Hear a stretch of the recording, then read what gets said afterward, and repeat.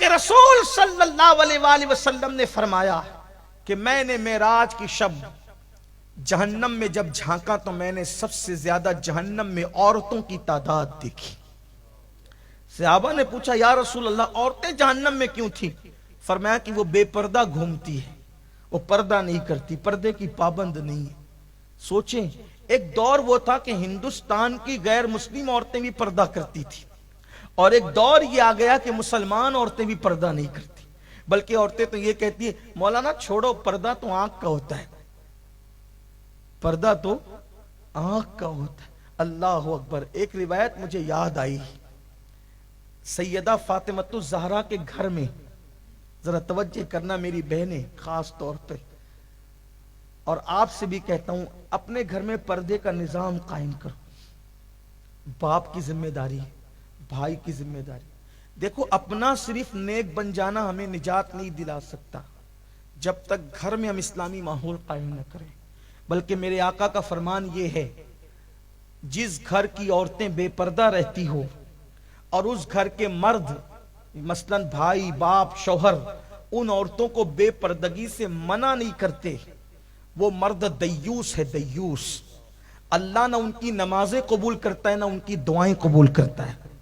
یعنی جس گھر کی عورتیں بے پردہ گھومے گی اس گھر کے مرد اگر ان کو منع نہ کریں، اللہ نہ ان کی نمازیں قبول کرے نہ ان کی دعائیں قبول کرے.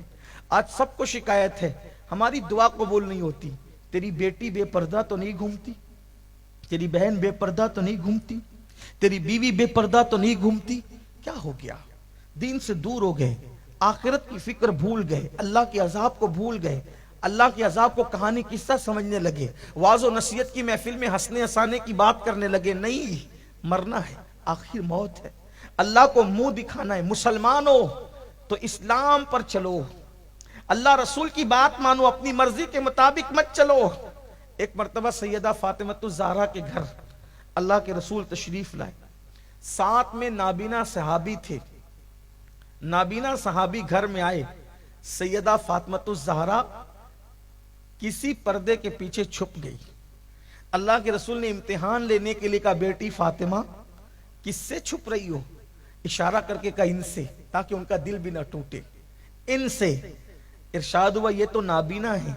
عرض کرتی آقا یہ نابینا ہے، میں تو نابینا نہیں ہوں، میں نابینا نہیں ہوں اس لیے ان سے پردہ کر رہی ہوں. اندازہ کریں، غور فرمائیں، یہ مزاج تھا سیدہ کائنات کا. بلکہ سیدہ پاک کی شان یہ ہے، امام اہل سنت سیدی اعلیٰ حضرت نے تو یہاں تک لکھا ہے کہ سیدہ فاطمۃ الزہرا کے سر کی چادر کو، سر کے دوپٹے کو، مرد تو مرد ہے، مرد تو مرد ہے، بچے تو بچے ہیں، بوڑھے تو بوڑھے ہیں. فاطمۃ الزہرا کی غیرت یہ تھی کہ آپ جو سر کے اوپر چادر اوڑھتی تھی اس چادر کو کبھی چاند و سورج نے بھی نہیں دیکھا. آپ نے اپنی سر کے چادر کو، سر کے بالوں کو نہیں، سر کے بالوں کی بات بہت بلند ہے، سر کے بالوں کی بات بہت بلند ہے.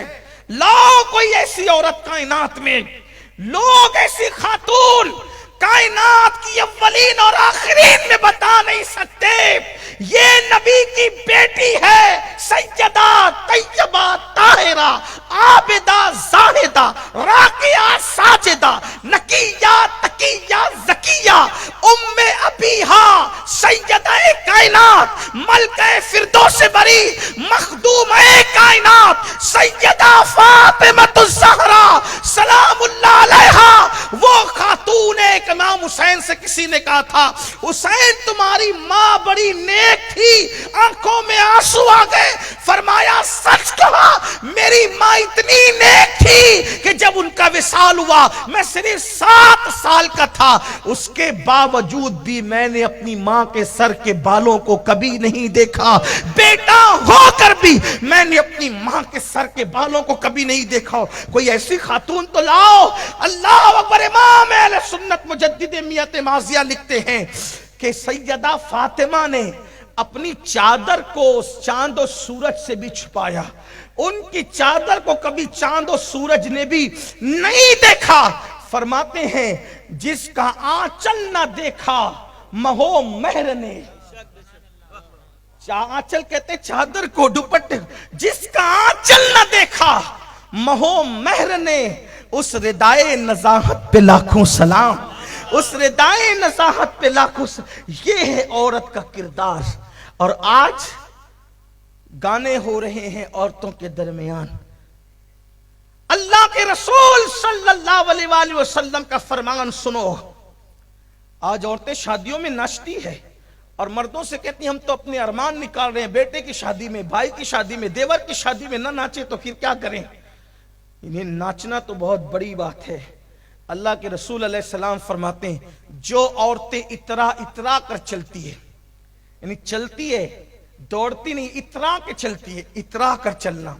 गुजरात वाले समझेंगे इतरा के चलना किसे कहते हैं। मुझे गुजराती नहीं आती वरना मैं गुजराती में बोलता आपको, लेकिन आप समझ सकते हैं मैं कहना क्या चाहता हूं कि इतरा कर जो औरतें चलती है, अल्लाह तबारक व तआला उस औरत को जन्नत की खुशबू भी नहीं देगा और उस औरत पर अल्लाह की लानत होती है।